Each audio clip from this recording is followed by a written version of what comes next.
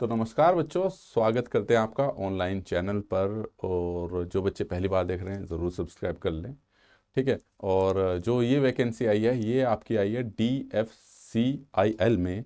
और वैकेंसी आपको पता है इसमें सैलरी स्केल वगैरह बहुत अच्छा रहता है। तो आज की वीडियो में हम कितनी वैकेंसी आई हैं, क्या इसका एग्ज़ाम पैटर्न रहने वाला है और क्या इसका सिलेबस होता है, इन सभी पर हम चर्चा करेंगे। तो आइए स्टार्ट करते हैं। ये होता है आपका भाई dedicated to freight corridor corporation of India limited, ठीक है। और ये गवर्नमेंट ऑफ इंडिया का ही एक उपक्रम है और अभी 2025 में इसकी वैकेंसी आई है। तो सबसे पहले बात करते हैं इसके इम्पोर्टेंट डेट की। तो जो ओपनिंग डेट ऑफ रजिस्ट्रेशन है वो 18 जनवरी 2025 है, ठीक है। तो आज जो हम वीडियो शूट कर रहे हैं तो आज 13 है, यानी कि 5 दिन बाद इसके पोर्टल ओपन हो जाएंगे, ठीक है। क्लोजिंग डेट है 16 फरवरी है। ऑलमोस्ट आपको एक महीना फॉर्म फिल करने को मिल रहा है। Date of opening window application from the correction, तो 23 फरवरी से 27 फरवरी यानी कि 4 से 5 दिन आपको करेक्शन करने के लिए विंडो ओपन होगी कि आप अपने फॉर्म में वो कर सकते हो जो अगर कोई गड़बड़ हुई है। इसका एग्ज़ाम भी जो है CBT है वो अप्रैल 2025 में है। और जो टेंटेटिव शेड्यूल है सेकंड स्टेज जो कंप्यूटर है का टेस्ट है CBT वो अगस्त 2025 में है, ठीक है। और जो फिजिकल एफिशिएंसी टेस्ट होगा आपके वो अक्टूबर और नवंबर 2025 में। तो कहने का मतलब साल के अंत तक आपको किसी न किसी प्रकार से ज्वाइनिंग मिल ही जाएगी जो बच्चे तैयारी कर रहे हैं, ठीक है। और इसकी वेबसाइट पे जाके आप इस फॉर्म को ओपन कर सकते हो और फिल कर सकते हो, ठीक है भाई। अब आ जाते हैं इसके पास, ये इन्होंने अपने क्या है हेल्प डेस्क नंबर दे रखे हैं, यानी कि अगर किसी बच्चे को कोई प्रॉब्लम आती है तो इन नंबर पे आप कॉल कर सकते हो। और टाइमिंग भी दे रखा है 10 बजे से शाम के 5 बजे तक। और ये 18 तारीख से लेके 16 तारीख तक 16 फरवरी तक ओपन रहेंगे और 23 से लेके 27 तक भी ओपन रहेंगे अगर कोई प्रॉब्लम आती है तो। ये आ जाते हैं अभी आपकी इसेंशियल क्वालिफिकेशंस पर। तो यानी कि आपकी जो पोस्टें हैं किसके लिए क्या क्वालिफिकेशंस हैं इस पर चर्चा करते हैं। तो भाई ये फाइनेंस की है, हम अपना इंजीनियरिंग वाले में आते हैं। जो भी आपकी ये एग्जीक्यूटिव सिविल की है, और एग्जीक्यूटिव सिविल के जो बच्चे देख रहे हैं 3 साल का डिप्लोमा है सिविल इंजीनियरिंग में, ठीक है। या फिर ट्रांसपोर्टेशंस में है, सिविल इंजीनियरिंग कंस्ट्रक्शन टेक्नोलॉजी में है, क्योंकि सिविल इंजीनियरिंग के भी अलग अलग स्टेट में अलग अलग ब्रांच रहती है। पब्लिक हेल्थ में है, ठीक है, वाटर रिसोर्सेज में है, और किसी भी यूनिवर्सिटी से या इंस्टीट्यूट से 60% से कम मार्क्स नहीं होने चाहिए, ठीक है भाई। अब आ जाते हैं आपके पास एग्जीक्यूटिव इलेक्ट्रिकल। जैसे हर डिपार्टमेंट आपकी कोई जेई बोलता है, कोई एग्जीक्यूटिव इंजीनियर बोलता है, कोई कुछ बोलता है। हर एक डिपार्टमेंट अपने आप में एक अलग अलग पोस्ट रखता है। जैसे अगर PGCIL की बात करें तो वो DT की बात करता है, डिप्लोमा ट्रेनी इंजीनियर्स, ठीक है। तो यहाँ पर है जो इलेक्ट्रिकल की है। अब देखो इलेक्ट्रिकल में वैकेंसी है 18, ओ सॉरी 28 पोस्टें हैं। SC की 11 है, 5 ST की है, और OBC और जो नॉन क्रीमी लेयर्स है उसकी 14 है, EVS की 6 है। अब इसके लिए क्वालिफिकेशन देखिए क्या है आपके पास। 3 साल का डिप्लोमा होना चाहिए, चाहे इलेक्ट्रिकल का हो, चाहे इलेक्ट्रॉनिक्स का हो, या इलेक्ट्रिकल इलेक्ट्रॉनिक्स का हो, पावर सप्लाई का हो, ठीक है, इंस्ट्रूमेंटेशन हो, जो भी जिस ब्रांच से आप डील कर रहे हैं, ठीक है। अप्लाइड इलेक्ट्रॉनिक्स हो या डिजिटल इलेक्ट्रॉनिक्स हो, इंस्ट्रूमेंटेशन हो, ठीक है। आप अपनी ब्रांच को यहाँ पर देख सकते हैं। Institute with note less than 60% marks, तो 60% से कम मार्क्स आपके नहीं होने चाहिए, ठीक है। फिर ऐसे ही आपके पास सिग्नल और टेलीकम्युनिकेशन से, इसमें आपकी टोटल वैकेंसी 75 है, इसमें आपकी 64 थी जो इलेक्ट्रिकल वाला है। अब इसमें भी 3 साल का डिप्लोमा मांग रखा है। डिप्लोमा में क्या मांग रखा है इन्होंने, इलेक्ट्रिकल इलेक्ट्रॉनिक्स में होना चाहिए डिप्लोमा आपके पास, या इलेक्ट्रॉनिक्स कम्युनिकेशन में होना चाहिए, इलेक्ट्रॉनिक्स में होना चाहिए, या इलेक्ट्रॉनिक्स या इंस्ट्रूमेंटेशन में, इलेक्ट्रॉनिक्स एंड कंप्यूटर्स में, ठीक है, और या कंट्रोल सिस्टम में इलेक्ट्रॉनिक्स। तो आप अपनी ब्रांच के अकॉर्डिंग यहाँ पर बहुत सारे डिप्लोमा दे गए हैं।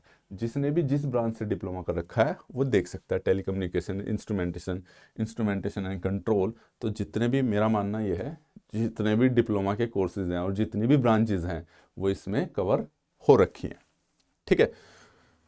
ये आपका MTS का है, यानी कि जो मल्टीटास्किंग स्टाफ है। इसके लिए इन्होंने matriculations plus minimum 1 year duration of the course completed as the apprentice ITI approved by the NCVT और SCVT with not less than 60%। तो यानी कि इन्होंने बोल रखा है कि भाई हाई स्कूल तो चाहिए आपके पास, और प्लस में 1 साल का ड्यूरेशन कंप्लीट कोर्स होना चाहिए, अप्रेंटिस हो या ITI हो। ठीक है, तो ये आपकी पोस्टें थी। और यहाँ पे अगर वैकेंसी की बात करें, जो क्वालिफिकेशंस हैं, इंपॉर्टेंट इंस्ट्रक्शन है क्वालिफिकेशन और सर्टिफिकेट के लिए। तो the applicant should possess the essential qualification on the closing date of online registrations 16/2/2025 appearing candidates and candidates awaiting final results of, ठीक है, prescribed educational qualification on the closing date of online registration are not eligible to apply। तो कहने का मतलब यह है कि भाई 16/2/2025 तक आप इनको हर तरह से आपका जो डॉक्यूमेंट है वो कंप्लीट होना चाहिए, यानी कि आपके पास डिप्लोमा होना चाहिए। कहने का मतलब, या जो भी इनकी क्वालिफिकेशन है वो आपके पास अवेलेबल होनी चाहिए।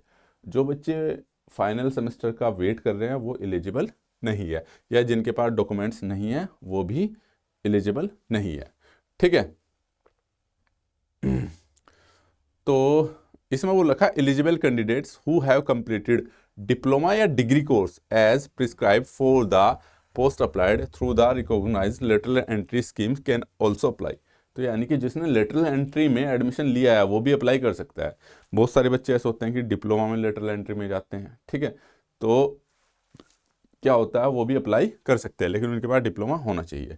ठीक है, इन्होंने लिखा भी है कैंडिडेट्स हैविंग द BE यानी कि बैचलर ऑफ इंजीनियरिंग और BTech या फिर MTech integrated dual degree in engineering relevant discipline shall also be considered for the post of essential qualifications of BE or BTech in relevant discipline is prescribed if the candidate pursues the integrated BTech or plus MTech program is awarded 2 separate degree, ठीक है, BTech और ME, then the percentage of marks CGPA obtained the candidates in the BTech will be considered to determine the eligibility of the candidates। ठीक है, the degree ME MTech awarded the candidates are ended the integrated MTech program, then the consolidated marks obtained the candidates are and integrated MTech program will be reckoned for decide the eligibility। कहने का मतलब ये हुआ कि भाई जिन बच्चों ने आपका डिप्लोमा, एक डुअल प्रोग्राम होता है कि काफ़ी सारे इंस्टीट्यूशन हैं जो डुअल प्रोग्राम कराते हैं, जो कि आपका BTech MTech या डिप्लोमा BTech दोनों ही कराते हैं। तो काफ़ी यूनिवर्सिटी ऐसी है कि जो BTech और MTech दोनों कोर्स साथ में कराती है। ठीक है, तो इन्होंने साफ साफ बोला है कि भाई अगर आपके पास candidates pursuing integrated course BTech MTech है और एंड अवॉर्डेड 2 सेपरेट डिग्री है उसके पास, तो BTech और MTech then percentage marks CGPA obtained by the candidates will be consider determined to eligibility of the candidates, यानी कि बेसिकली उसे कंसिडर किया जाएगा आपके पास। और इन्होंने लिख भी रखा है कि आपके पास engineering degree can be BTech आपके पास या BSc इंजीनियरिंग 4th ईयर की होनी चाहिए। तो यहाँ पे यानी कि लो लेवल से लेकर हाई लेवल तक का बच्चा अप्लाई कर सकता है। और इन्होंने साफ साफ लिखा भी है नीचे वाले इस पॉइंट में, पॉइंट नंबर 6 में, executive where the diploma is prescribe as a essential qualification. तो वो जो आपकी एसेंशियल क्वालिफिकेशन है वो डिप्लोमा कंसिडर की गई है, लेकिन but candidates higher qualification in the respect to discipline which is the BTech और या फिर बैचलर इंजीनियरिंग हो या BSc हो, 60% मार्क्स के साथ अगर उसने पास किया है तो वो भी अप्लाई कर सकता है।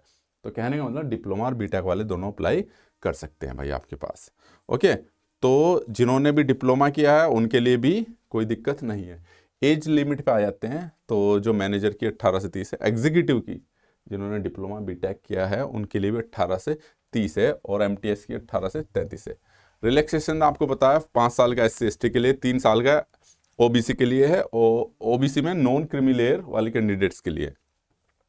ठीक है, तो ये बाकी आप एज के और ये वर्टिकल रिजर्वेशन है, ये आपके पास SC ST का कैंडिडेट्स का रिजर्वेशन है। आपको पता है कि गवर्नमेंट ऑफ इंडिया के वो नॉर्म्स होने चाहिए, जो जिस बच्चा जिस कैटेगरी से बिलोंग करता है वो उसके अकॉर्डिंग अपने नॉर्म्स देख सकता है। ठीक है, तो इसमें ज़्यादा डिटेल में जा रहे हैं हम, सिलेबस और उसकी बात करेंगे आपके पास किसकी भाई, जो आपके पास ज़रूरी है।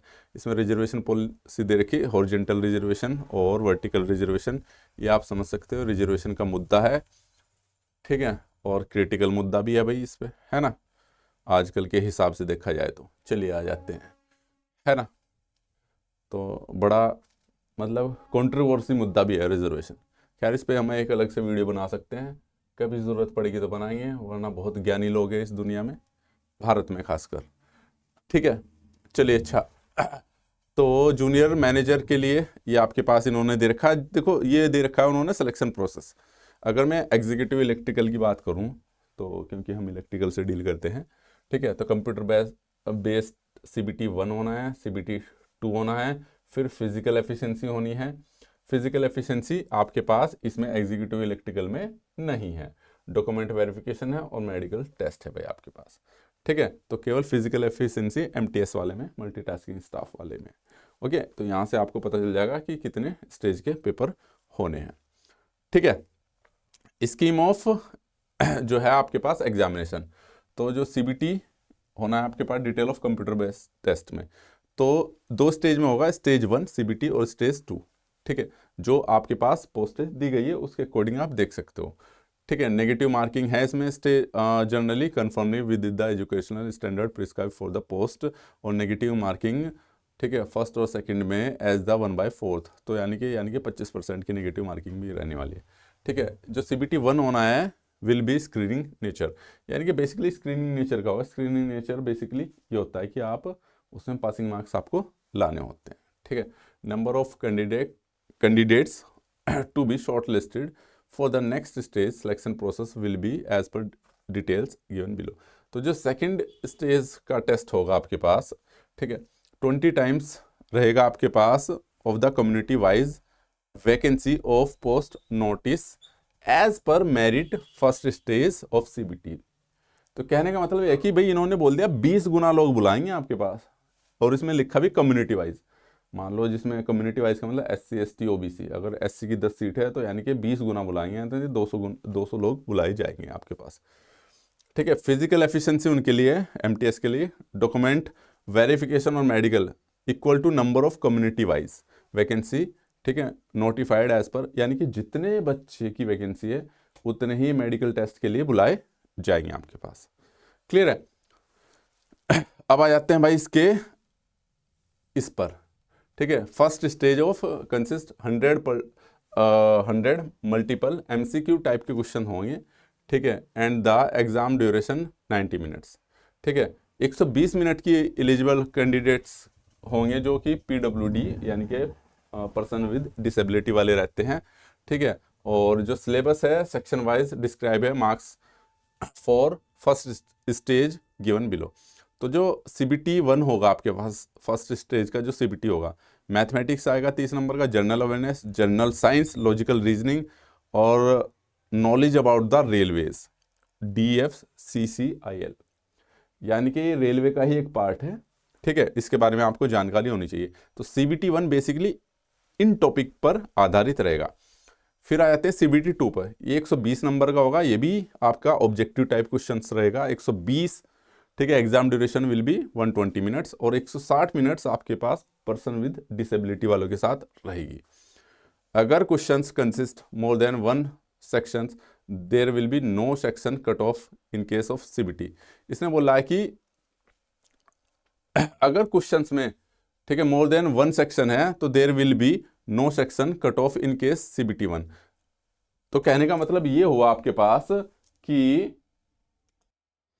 तो मतलब ये हुआ भाई इसका कि आपके पास अगर आपको पता है एग्जाम पेपर में अलग अलग खंड होते हैं, तो उसकी कोई बेसिकली देखा जाए तो सेक्शन वाइज मेरिट नहीं है, तो सबकी कंबाइंड मेरिट लगेगी। ऐसा नहीं कि आपको हर एक सेक्शन में क्वालिफाई होना है, तो कंबाइंड होनी है, जिसके मार्क्स ज़्यादा रहेंगे वो हो जाएगा आपके पास। ठीक है, तो बेसिकली ये था आपके पास, इन्होंने साफ साफ बोल रखा है। अगले पॉइंट्स पे भी आ जाते हैं आपके पास।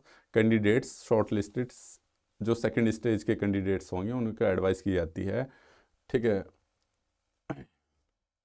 कि अपने एडमिट कार्ड जो है आपके पास मोबाइल नंबर और ईमेल के जरिए डाउनलोड करें। ठीक है, ये क्वालिफाइंग मार्क्स है मिनिमम, जो कैटेगरी के अनरिजर्व और EVS के लिए 40%, SC ST OBC के लिए आपके पास, SC और OBC के लिए, नॉन क्रिमिनल के लिए 30% और ST के लिए 25%। कहने का मतलब ऐसा है कि अगर SC कैंडिडेट्स के मार्क्स किसी के भी या ओबीसी के 30% से नीचे रहते हैं तो एलिजिबल होगा ही नहीं, मिनिमम इतने मार्क्स लाने पड़ेंगे भाई आपके पास। ठीक है भाई, ये है टाई के केस में। आपको पता ही है टाई के केस में हर एक डिपार्टमेंट की अलग अलग पॉलिसी रहती है, कोई अल्फ़ाबेट्स को वो रखता है, कोई एज को रखता है। ठीक है, तो इन्होंने भी the order candidates as per date of birth will be place higher that the candidates of age of seniority will be the placed of higher.